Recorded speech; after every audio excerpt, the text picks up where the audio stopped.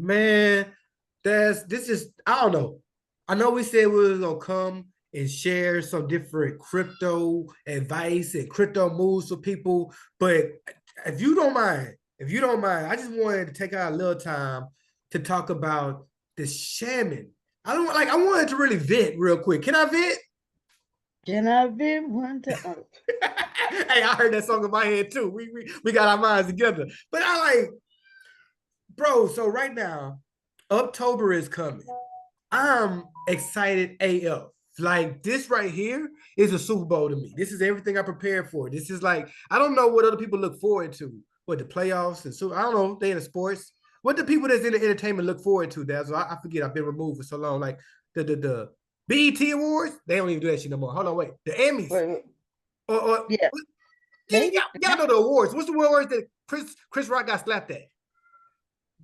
the Grammys. The Grammys. So something like that. Like when people come together and like acknowledge greatness, right? That's kind of what I think is going on right now. And it's like it's at that time where we can all have an opportunity to become great. And I'm trying my best to do what I do. You know what I mean? But while I'm doing it, it's as if the people around me who see me, they don't see me. Like the people that follow me see me way better than, for example, my father or my wife or my mother, somebody that's close to me, somebody blood related. They don't see me in the same light. My father thinks that right now, October 1st is just October 1st for his son. They call me Keith. He thinks this is a regular day.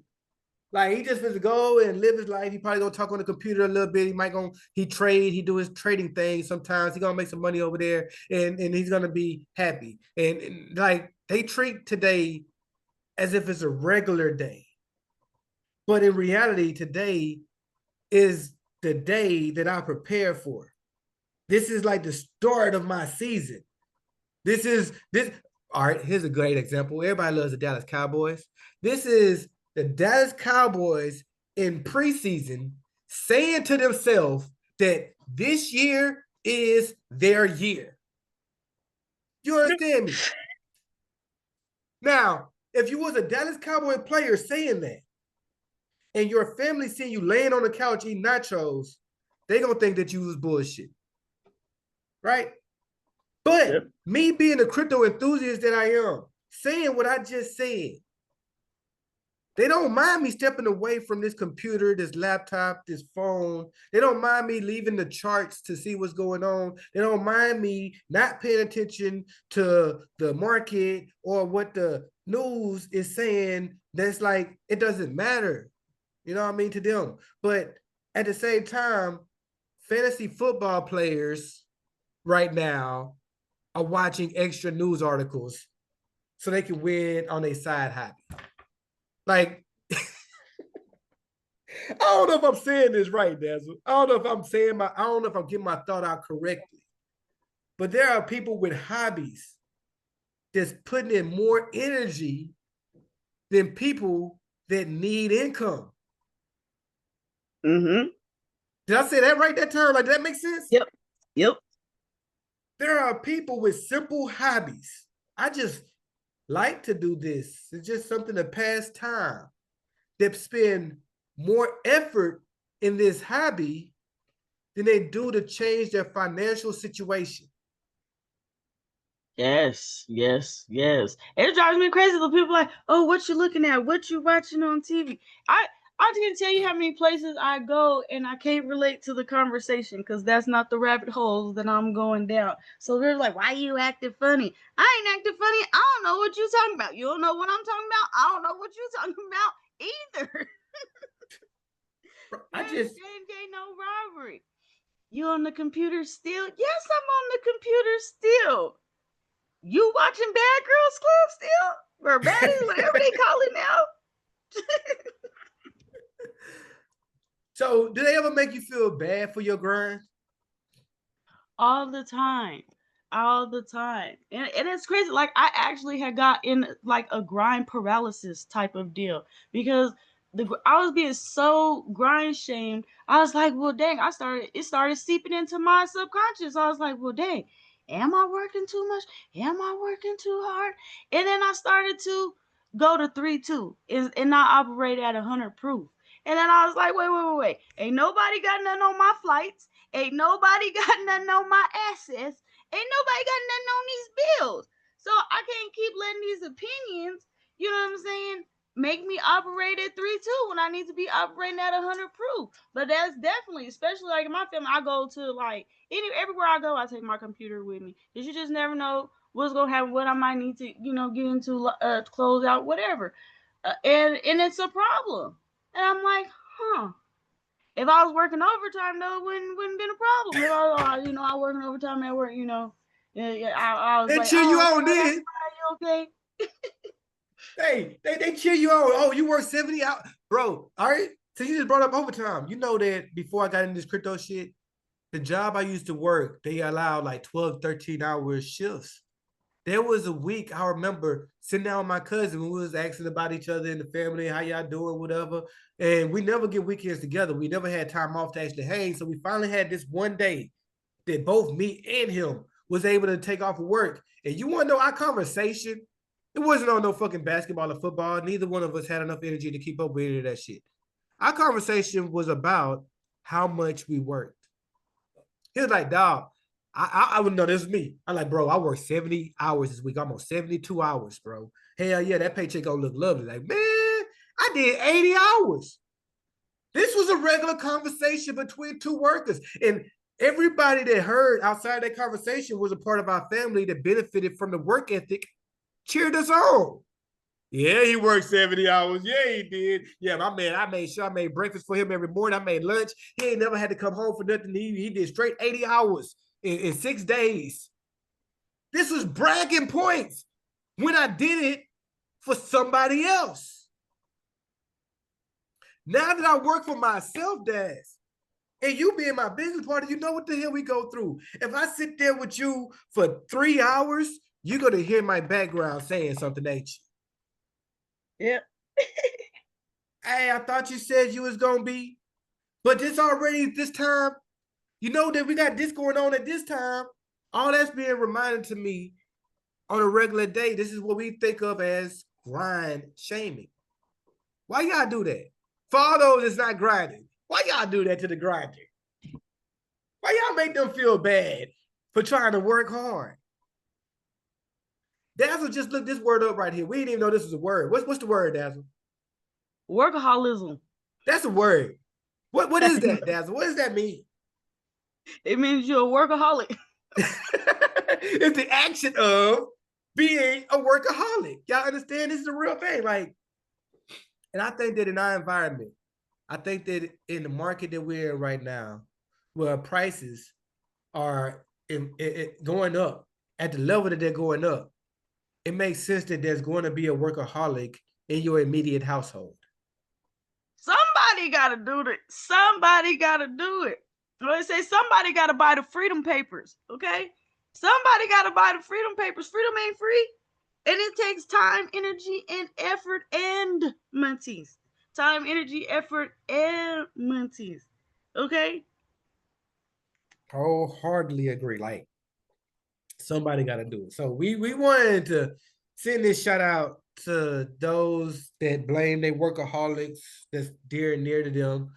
And we want to let y'all know, man, please stop making them feel so bad.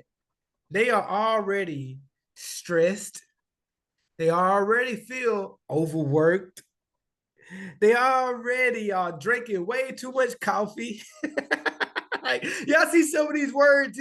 I'm looking at them and I'm just pointing out the ones that kind of highlight to me isolated, overload. This is the type of things that your local workaholic feels. And instead of making them feel bad for being who they are, why don't you help them by letting them know they're not all the way by themselves? By letting them know that, we can put in some work too. And if you can't, if you just really don't understand what the hell they're doing, just be quiet. Mm-hmm. Mm-hmm. Player, get out the way. Player, get out the way. I want to give a backstory on this. So I had somebody come to me. It was around springtime of last year. This guy met up with me. He reached out to me. He said, "Hey man, my friends talked about you. They talked big up on you. They say that you understand your stuff when it comes to this crypto investments. They notice me, and I just keep on buying and buying and buying, and I'm doing pretty well." He said that he's raised a $90,000 portfolio from simply DCAing for the last 5 years. Right? He started in 2018, 2017. He's just been dollar cost averaging in. He doesn't trade, he doesn't sell, he buys, he holds. But what he heard about me was I can show him how to use it, how he can earn interest on it. Since you're already buying and holding it and you didn't plan on doing nothing with it, reach out to Dennis. He gonna tell you how to use it so you can earn interest on it while you're sitting on it. So we met up last year and we talked about some of his assets.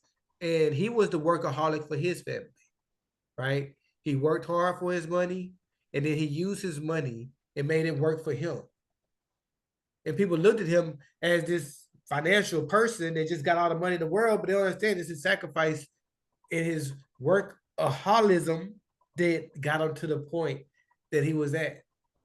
I share that story because just last week, I talked to him a couple of days ago. It wasn't even last week. It was probably Sunday or Monday because we plan to meet up next Sunday. He was telling me how things have been going. You know, we're checking on each other. And he let me know. He said, since I've been with you, my account is now at $250,000. Through consistency, he turned his 90K into $250,000. And I bring it up because there are people out there that's like, man, don't work so hard. So what if I wasn't there to share that with him? You know what I mean? Because I work too hard at my job, right? But I work hard at learning how to perform my job. I work hard at learning how to participate and how to engage with others so that they could do the same thing that I do. Like my biggest passion isn't for me to buy low and sell high. It's to be able to share with others how to spot undervalued assets. And that's That's a success principle in itself. Going the extra mile, doing more than what you're paid for. That is an overall general success principle. If you want to be successful, you got to be willing to do a little more. You know, nobody don't want to be mediocre. I sure the heck don't. So I'm gonna do average work for it. No, I'm right. gotta put in extra work to be phenomenal. That makes a whole lot of sense. And when you phenomenal, it's almost as if you got extra. You know what I mean? Like I already did good enough for us. I did extra for somebody else, and that means that we definitely ain't lacking. Now, the thing that I believe us workaholics, that's you and I still need to understand, is the work-life balance. Do you have any advice for rookie investors that's coming into more money than they've seen before? Somebody like yourself, I want you to, hold on, I got the best scenario. I want you to rewind real quick back to 2020.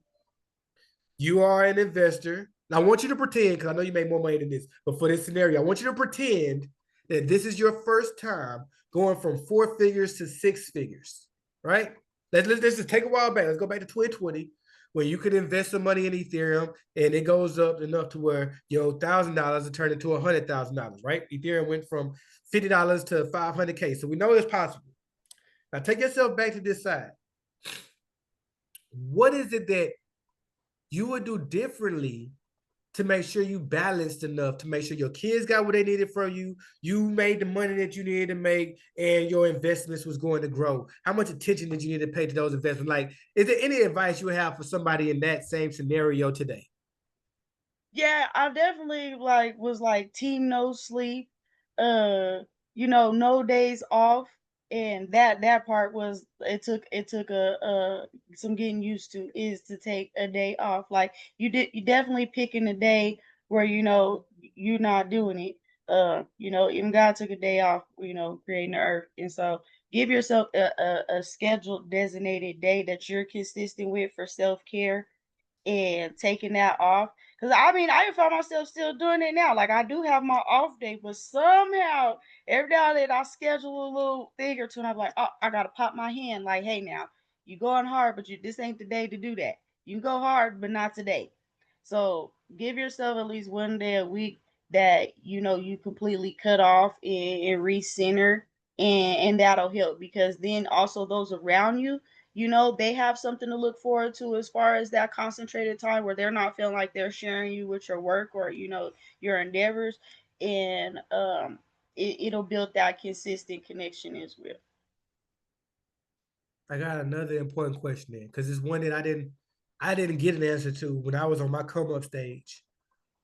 And you helped me with it. You tried to prepare me. And I ain't gonna lie, I kind of ignored it when you shared with the 40 pots. But one big question I think that all newer investors and upcoming millionaires need to ask themselves is, what do you do when you start receiving all that new money? Like, really, when Yes. you went from just receiving the regular $500 a week, making $2,000 a month, to the point that you was receiving $4,000 a week, you know what I mean, making $16,000 a month. Like, how do you account for that difference? Because you can't just keep living life the same way you used to, right?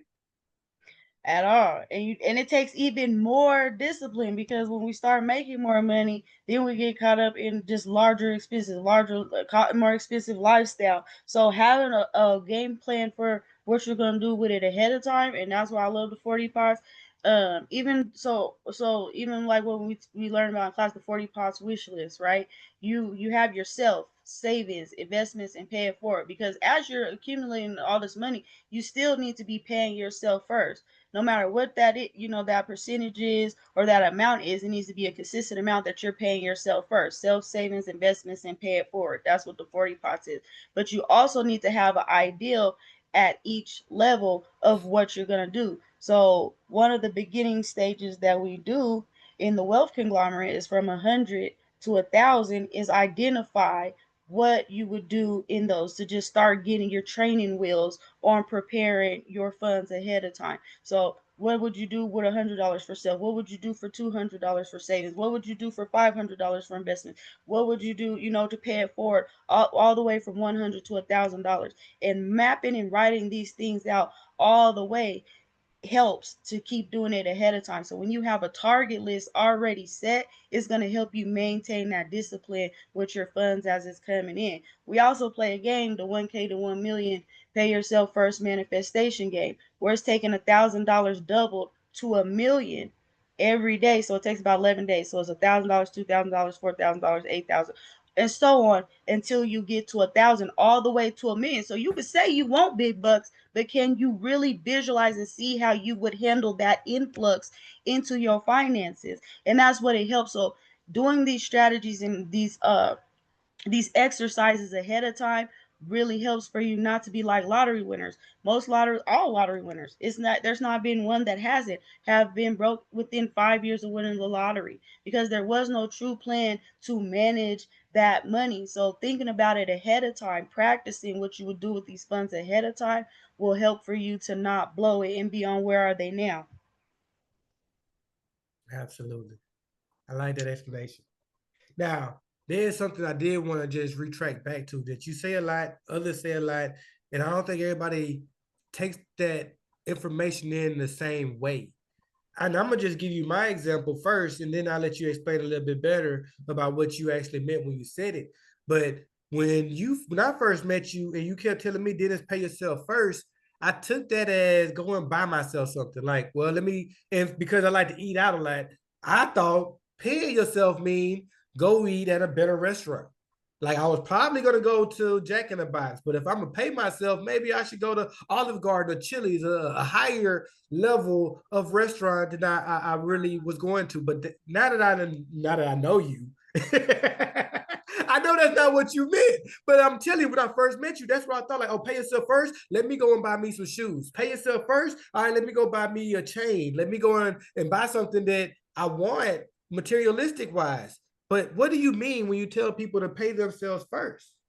Pay yourself first in assets. There we Pay go. yourself first in assets. So you basically mean they need to buy gold or buy Bitcoin and put that to the side. And they kind of like call it quits. Like you're gonna buy a sandwich, and you weren't gonna get nothing back from that sandwich besides it going in your belly, right? So like buy Bitcoin and then that be it. Like just you're good. You bought what you got, what you came for. And now you Yes. now you own $10 or $20 worth of Bitcoin instead of buying lunch today. You bought Bitcoin, and that adds up. That's could you inform them a little bit about that guy that was collecting cans and now he owns a Bitcoin? And there was a guy collecting cans and used that money to compound his way, Satoshi by Satoshi, to a whole Bitcoin. He was like, "Oh, I already got a job, my bill stuff is paid, but now I need to put in a side hustle to accumulate more assets." And so all that side hustle money was specifically dedicated to accumulating more assets. And he compounded his way up bit by bit, byte by byte, to a full Bitcoin. Just And being then consistent. I see some people write down in the comments like, "Oh, well, we don't know how long it took him, and we don't know at what price he took. Who cares? We know this man owns one Bitcoin, and we know that the price of one Bitcoin today is over 100,000. That's all that matters. Who cares what he got it and how he got it and what he did to get it? Dude owns over 100K right now in assets that he can borrow against if he so choose. I You just think put the that's work big. for him. All right, but you know what? Before we go, because I didn't want to talk too long, could you help address the social awkwardness once you start earning financials? Because you, myself, and plenty of others that we've been with and mentored all say the same thing. Like, as soon as I started learning finances, it's not whether it's crypto or stocks or whatever. Like, as soon as I started learning finances, I become a nerd. I become a geek.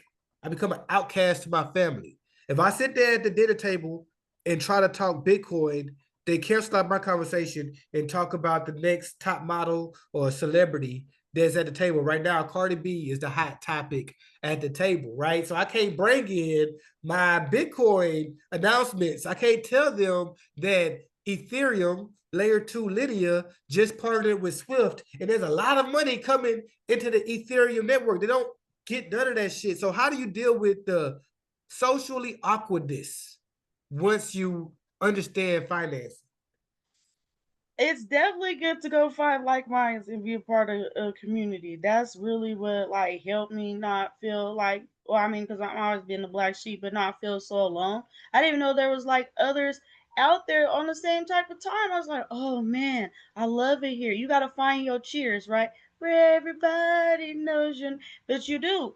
Because everybody ain't gonna wake up at the same time, and sometimes people ain't gonna wake up at all. You know, to what it is. And I just sit there, I just quiet.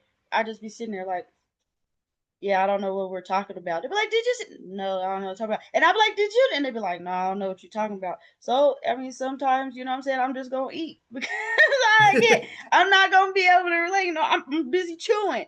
I'm busy chewing. But there's definitely, that's why being a part of an online community, in my opinion, is very important, because you do need people to feed off of that understand you. That understanding is so important. You don't want to feel like you're speaking a totally different language all the time. And there are others who actually are on the same type of time as you, and it takes, finding that community that can foster that, and that's really important, in my opinion. And I like that answer because I think that's what it took for me. And it helped now that I have you guys to talk to and get this off my chest the way that I want to, that once I am around my family, I don't feel the need to get it all out then. You know what I mean? I've been able to talk to people about ETH and how they feel about Lydia and what they think about XRP. And we've been able to communicate. So by the time I make it to that dinner table with all my family, I can be quiet and just kind of tag on to whatever conversation they have. I don't know how to contribute when they talking about entertainers. I really don't. But there are times when, they get into political debates all the time. I can help out there. So I wait for my gap. For me, I'm just answering for me. How do I deal with the awkwardness? I'm quiet a lot more than I used to be, right? And I wait for my opportunities to talk. But I'm happy that I found my tribe so that I feel comfortable with getting that outlet out on a daily, you know what I'm saying, instead of waiting for every next Saturday or one holiday to express myself. Because I see that coming. Like, we got Halloween coming up. I invite the family always to come to my house. We be in a decent neighborhood, so they get the full size candy bars in this neighborhood. People like to come to this neighborhood to do Halloween. So yeah, everybody come. And when they come, I'm not gonna talk crypto. Just ask them how they doing, and I've been watching football lately. I fell asleep on the last Texas game, but I try to watch more football. I'm gonna watch basketball when it come up, and I'm gonna try to talk about that stuff when we do. But that's me. That's how I get by it, and that's all I'm ending with. Y'all meet them where they at. But other than that, still know what you know and utilize it and have the information ready for them when they do ask. If anybody was to ask me, oh, I can't wait. Please ask me how's Bitcoin doing. I hope they do, but I don't never bring it up no more. But you know what, Dan? I think we gave people a good understanding of what to look forward to and how to balance off being a workaholic like we are. And we also gave them the understanding it's not a whole bad thing. Because a lot of us feel bad. I feel bad all the time. My wife just left out this room before we started this recording to make me feel bad about it. Like, damn, I can't even be in my own room in the house. I gotta leave just because you want to talk to people. Oh, I'm over it. She left like with an attitude. So we workaholics go through it, y'all. My advice is to find balance, but don't give up. That's any advice for the people. Yes. Don't water your stuff down. Stay 100 proof. Cause it'll pay off. Cause them freedom papers ain't free. Right. Opinions don't pay your bills. At all. And we appreciate all y'all for tuning in. Hope to catch y'all on the next one. Peace, love, and abundance. We will catch you all on the next call. Blessings, good fortune, and may the profits forever be in your favor.